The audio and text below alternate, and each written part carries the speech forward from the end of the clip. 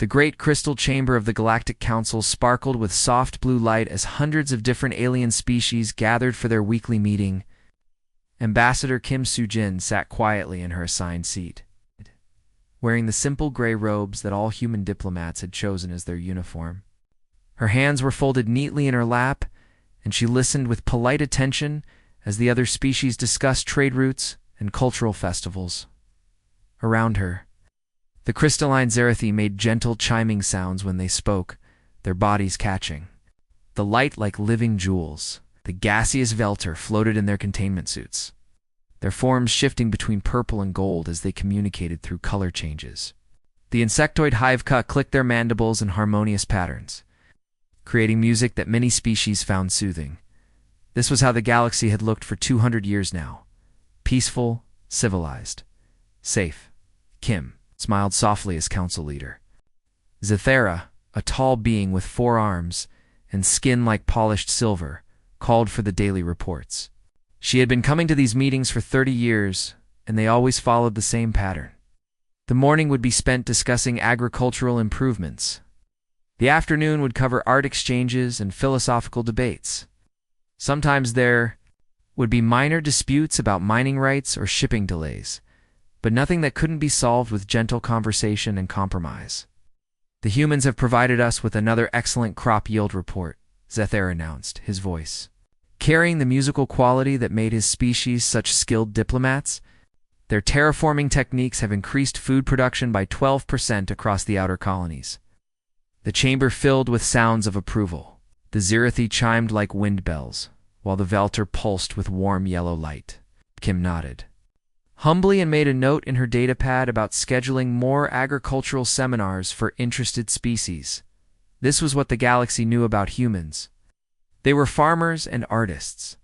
They wrote beautiful poetry and grew amazing crops. They'd given up their old violent ways when they joined the council, choosing instead to become productive members of galactic society. The history books spoke of ancient Earth wars and terrible weapons, but that was all in the past now. Modern humans were gentle, civilized people who contributed science and culture to the peaceful confederation. Dr. Park Min-ho, who sat 3 seats away from Kim, raised his hand politely. "I would like to share our latest botanical research," he said in his quiet, scholarly voice. "We have developed a new flowering plant that can survive in loxygen environments. It would be perfect for the Zerathi crystal gardens." More sounds of approval filled the chamber. Park was well known throughout the galaxy for his gentle nature and his love of plants. He had written dozens of papers on peaceful coexistence between different species of flowers. Children from many worlds had learned to read using his simple stories. It's about friendly garden creatures. The morning session continued with reports about human art exhibitions and music festivals. Kim listened with genuine interest as other species shared their own cultural achievements. The Hiveka had created a new form of sculpture using sound waves. The Velter had developed a type of dance that could only be performed in zero gravity. Everything was beautiful, artistic, completely peaceful. It was just after lunch when the first emergency signal arrived. The chamber's communication system beeped softly, and a holographic display showed a distress message from the Kepler mining station on the edge of civilized space. The message was brief and confusing. Equipment failures, communication problems, nothing that seemed serious. "It's probably just a solar storm," Zethera said with a dismissive wave of one of his 4 hands. "It happens sometimes in that region. Send a maintenance team next week." Kim nodded along with the other representatives. Solar storms were common in the Outer Rim. The mining stations were always having technical difficulties. But over the next few days, more signals arrived. Not just from Kepler Station, but from other colonies in the same sector. The messages were all similar: equipment failures, communication, blackouts, strange readings on long-range sensors. The council began to pay attention when an entire agricultural world went completely silent. No distress signals, no emergency beacons, just empty space where a thriving colony of 50,000 beings had been. That was when the deep space monitoring stations detected them. The Devourers had returned. The ancient mechanical plague had been sleeping in the dark between stars for 3,000 years. Most species had forgotten they ever existed. They were myths now, scary stories that parents told children to make them appreciate the safety of civilized space. But the stories were true. The devourers were real. Ow. We're awake. Within a week, 3 more colonies had vanished. The Council's emergency response teams found nothing but empty worlds stripped of all metal and technology. The mechanical swarms were adapting faster than anyone had expected, evolving new forms to counter every weapon the Galactic Defense Forces could deploy. Panic spread through the chamber as reports flooded in from the front lines. The energy weapons that had kept the galaxy peaceful for centuries were useless against the adaptive swarm. Civilizations that had known only prosperity for generations crumbled as their leaders desperately searched for solutions their peaceful minds couldn't imagine. The Council called an emergency session. As alien representatives wept and vibrated with despair, Kim sat quietly in her seat, her hands still folded neatly in her lap. She watched the chaos with calm eyes, waiting for the right moment to speak. Finally, she stood up. The emergency session had been going on for 6 hours. The great crystal chamber that usually echoed with gentle chimes and musical voices now filled with sounds of panic and despair. Species that had lived in peace for centuries had no idea how to fight an enemy that consumed everything in its path. Ambassador Kim Soo-jin stood slowly from her seat. The simple gray robes she wore seemed different now, less like diplomatic clothing and more like a uniform. Her quiet voice cut through the noise like a blade. "Perhaps it is time you remembered what humans actually are," she said. The chamber fell silent. Even the Velters stopped their nervous color shifting to listen. Kim walked to the center of the room, ill footsteps echoing in the sudden quiet. "For 200 years we have been your farmers and artists. We have grown your food and written your poetry. We have been peaceful because peace was what you needed from us." She touched a control on her wrist, and the chamber's main display screen came to life. Images flashed across it that made several species recoil in horror. Orbital weapons platforms, underground bunker systems, manufacturing facilities hidden beneath innocent-looking agricultural domes. "But we never stopped being human," Kim continued. "We never forgot what our world taught us." Dr. Park Min-ho, the gentle botanist who had spent 30 years writing about flowers, stood up from his seat. His soft, scholarly voice was gone, replaced by something cold and precise. "The Devourers adapt to energy weapons," he said, accessing files that made the Council's security systems scream warnings. "But they cannot adapt to simple physics. A tungsten rod dropped from orbit at sufficient velocity will penetrate any armor they can evolve." The aliens stared at him in shock. This was the same man who had given lectures about the importance of protecting delicate plant species. He was casually discussing weapons that could crack planets. "You want to know what humans are?" Kim asked, her diplomatic smile disappearing completely. "We are the species that survived on a world that tried to kill us every single day. We learned to fight ice ages and plague outbreaks. We learned to turn everything into a weapon, including our own weakness." More humans began to stand throughout the chamber. The cultural attaché who had organized art festivals revealed himself as a former military engineer. The agricultural specialist who had designed peaceful farming equipment admitted he had been building weapons factories for decades. The philosopher who had written books about galactic harmony calmly pulled up tactical battle plans. Lee Dongwoo, known throughout the galaxy for his gentle essays on cooperation between species, walked to the tactical display. His hands moved over the controls with the skill of someone who had been preparing for this moment for decades. "Every human colony has underground facilities," he explained. "Every agricultural world has hidden manufacturing plants. Every cultural center has weapons caches." The holographic display showed the truth. Beneath the peaceful farms and art galleries, beneath the schools and hospitals, lay a vast network of military installations. Humanity had been preparing for war while pretending to be farmers. "We hoped we would never need them," Kim said quietly. "We hoped the galaxy would stay peaceful forever. But hope is not a strategy." Zarathi leader, his crystalline body dimming with fear, asked the question that everyone was thinking. "How long have you been planning this?" "Since the day we Joined the council, Kim answered. Since the day we learned about the Devourers from your historical records, we read about what they did to civilizations that fought them with energy weapons and defensive strategies. We decided to be ready. With something different, she gestured to the display, which now showed Earth itself. The blue-green world that had looked so peaceful from space was transforming before their eyes. Agricultural domes retracted to reveal massive weapons foundries. Orbital platforms that had been disguised as communication satellites powered up their targeting systems. The planet that had been the galaxy's breadbasket was revealing its true nature as a fortress. You see, Kim continued, Earth taught us something that your peaceful worlds never learned. Sometimes the only way to keep peace is to be so good at war that no one dares to threaten you. Captain Park Jahoon, who had been commanding what everyone thought was a small fleet of cargo ships, stepped forward. His vessels were already moving into position, their true nature revealed as they dropped their peaceful disguises. My ships are not cargo haulers, he said simply. They are weapons platforms. Each one can sterilize a planet if necessary. The chamber filled with horrified gasps and frightened chittering. These gentle humans, who had spent 2 centuries being the galaxy's farmers and artists, were revealing themselves as something far more dangerous than the mechanical plague that threatened them all. We are not monsters, Kim said, her voice softening slightly. We are protectors. We have lived among you, learned from you, grown to love you. You are our family now. We will do whatever it takes to keep our family safe. As she looked around, the chamber at the terrified faces of species that had known only peace. The Devourers think they are facing the same soft civilizations they consumed 3,000 years ago. They are wrong. This time, they face Earth. The transformation was complete.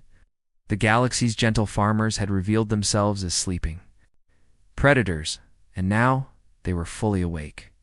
Captain Park Jahoon's fleet appeared from nowhere, materializing out of empty space, like ghosts becoming solid. The alien observers watching from the safety of their command ships gasped as the vessels dropped their disguises. What had looked like peaceful cargo haulers and research ships transformed into something that made their worst nightmares seem gentle. These are planet crackers, Captain Park explained calmly to the council representatives watching through their communication links. His voice carried no emotion, as if he was discussing the weather. Each tungsten rod is accelerated to 20% of light speed.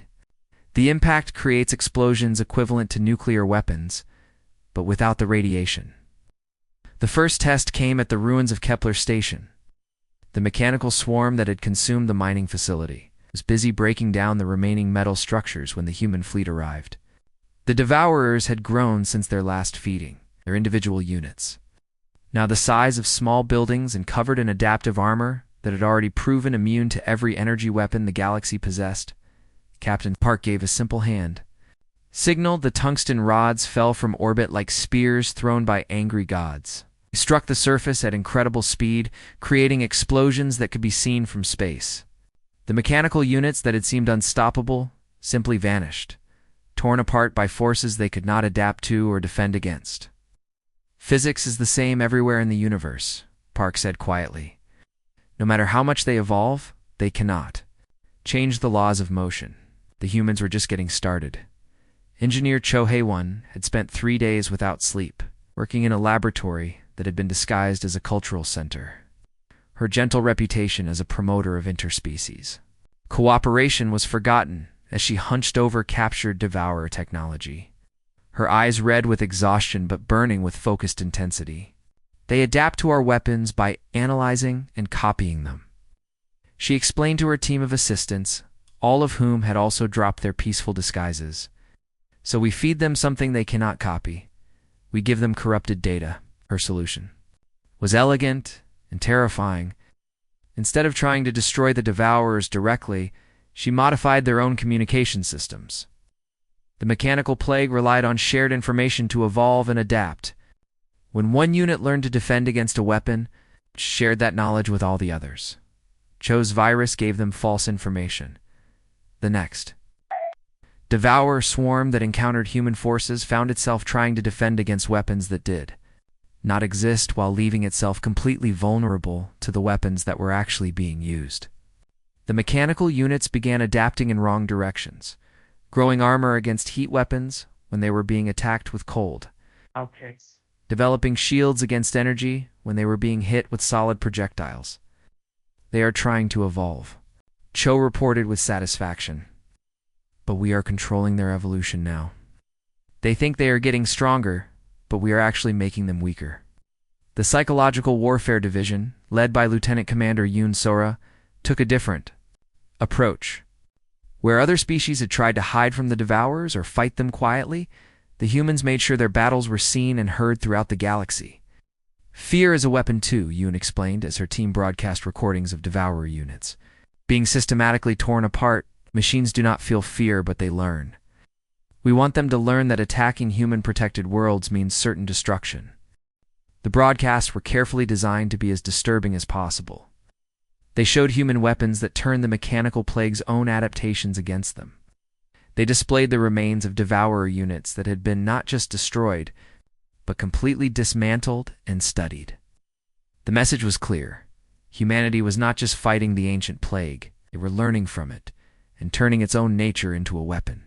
Dr. Park Min-ho, the botanist who had spent decades writing about peaceful plant life, stood in what had once been his greenhouse laboratory.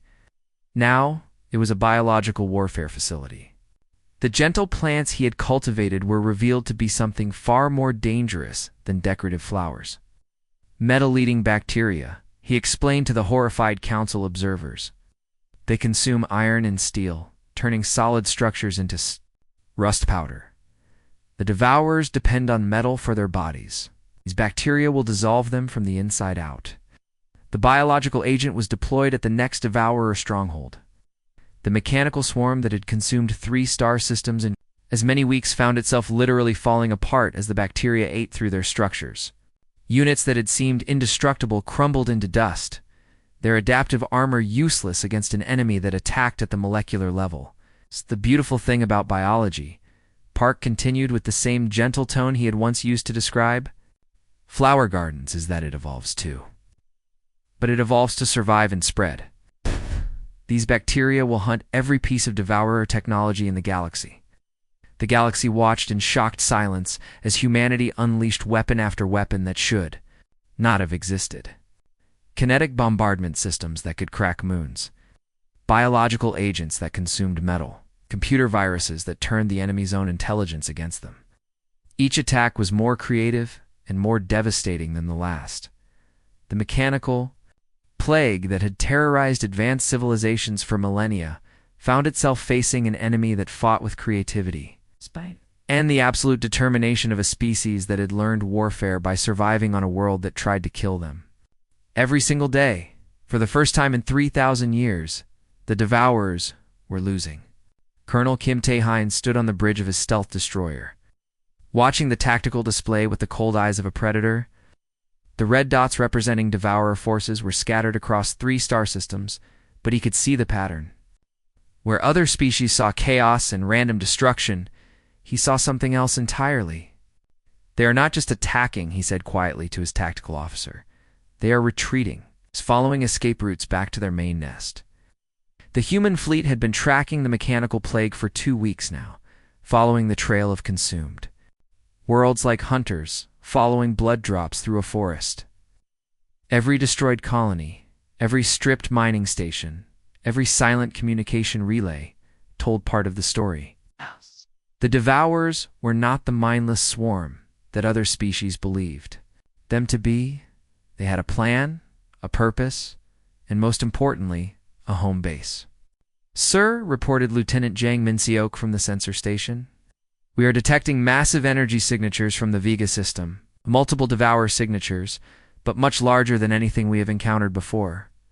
Kim nodded slowly. Hunt was finally leading them to the source. The human fleet moved through space like ghosts, their stealth systems keeping them invisible to both the Devourers and the retreating alien forces. While the rest of the galaxy fell back in defensive patterns, trying to protect their remaining worlds, humanity was advancing deeper into enemy territory with the patience of apex predators. Commander Lee Hyojin led the advanced scout team, a ship so heavily modified that even her own engineers sometimes forgot what it had originally been designed for. Her mission was simple: find every Devourer unit in the galaxy and mark them for destruction. Not just the main swarms, but the scouts, the stragglers, the hidden units that might rebuild the plague after the main force was defeated. Contact, she reported from the edge of the Arcturus system. Small Devourer unit, approximately 50 individual machines. They appear to be salvaging material from the destroyed orbital stations. Kim studied the tactical display. The small unit was perfect for what he had in mind. Do not engage, he ordered.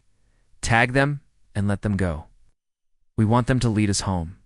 This was the difference between human warfare and the defensive strategies that had failed every other species.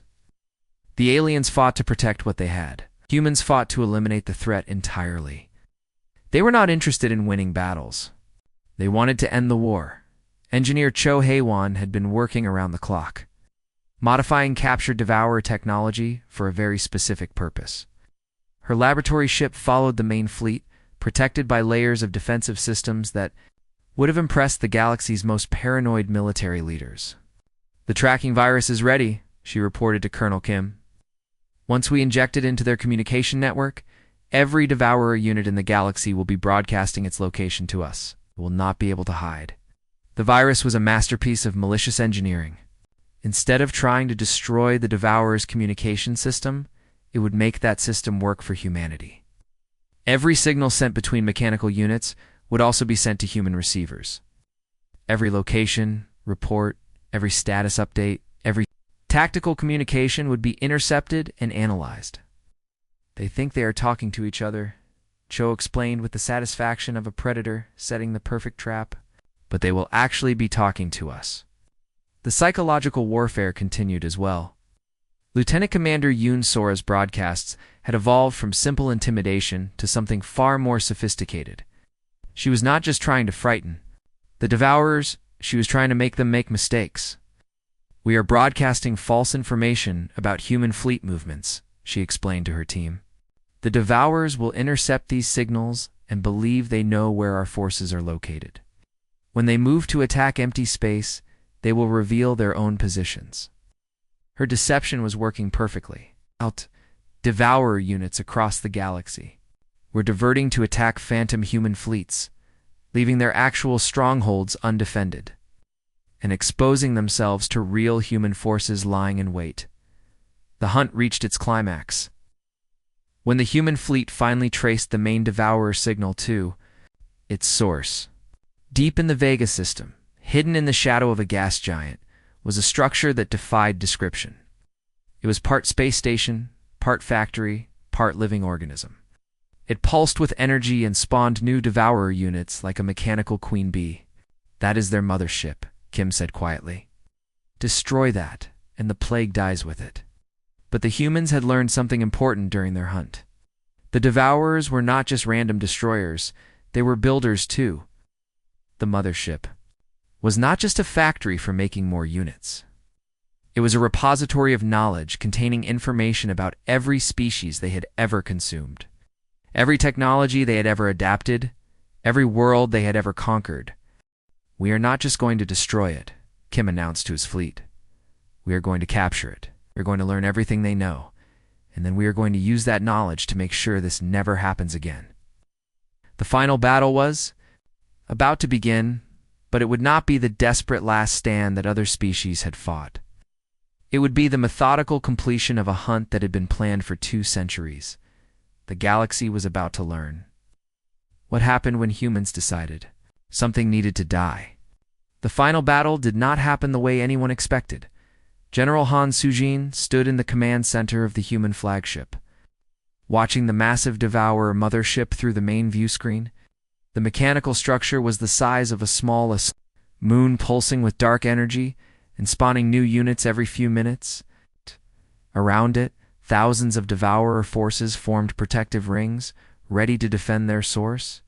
The alien observers, watching from their safe positions, light years away, expected to see the largest space battle in galactic history. They expected explosions and heroic charges and desperate last stands. Instead, they saw something much more terrifying. The humans simply waited. "All units in position," reported Colonel Kim Tae-yeon from his stealth destroyer. "The tracking virus has been deployed. Every Devourer unit in the galaxy is now broadcasting its location to us." General Han nodded calmly. "Begin Phase 1. What happened next was not a battle. It was an execution.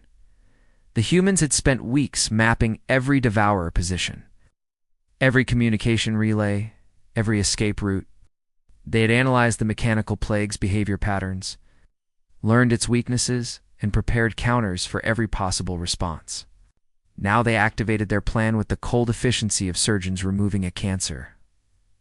Across the galaxy, small Devourer units that thought they were hidden suddenly found themselves under attack by human forces that had been waiting in perfect position. The mechanical scouts that had been sent to find safe worlds discovered that humanity had been tracking their every movement. The backup forces that were supposed to reinforce the main swarm were systematically destroyed before they could even send distress signals. Phase 1 complete, Kim reported. All outlying forces eliminated. The mothership is isolated. But the humans were not finished. Engineer Cho Hae-won activated the second part of her plan, the virus she had placed in the Devourer communication network suddenly changed its purpose. Instead of just tracking the mechanical units, it began feeding them false information. The mothership started receiving reports of human fleets that did not exist, of attacks that were not happening, of victories that were actually defeats. "Their command structure is collapsing," Cho reported with satisfaction. "They are trying to coordinate a defense against imaginary enemies while ignoring the real threats." The Psychological Warfare Division, led by Lieutenant Commander Yoon Sora, began broadcasting on all frequencies that the Devourers use for communication. But instead of threats or demands for surrender, they sent something much more devastating. They sent the truth. "You are not the apex predators you believe yourselves to be," Yoon's voice echoed across the mechanical network. "You are prey. You have always been prey. You simply never encountered a species that knew how to hunt you properly." The broadcasts included detailed analyses of every Devourer weakness, every tactical mistake, every failure in their adaptive systems. The mechanical plague, which had conquered civilizations for millennia through superior information and adaptation, suddenly found itself facing an enemy that knew them better than they knew themselves. Phase 2 complete, Yoon reported. Coordination is at 0. They are no longer acting as a unified force. General Han gave the order for Phase 3. The human fleet moved toward the mothership, not as attackers, but as collectors. They had no intention of destroying the massive structure. They were going to capture it intact, along with all the knowledge it contained. "Boarding teams ready," reported Major Park Sung-ho, leading the assault forces. "Mothership's internal structure. You know exactly where to strike to disable its defenses without damaging the information cores." The boarding action was swift and precise.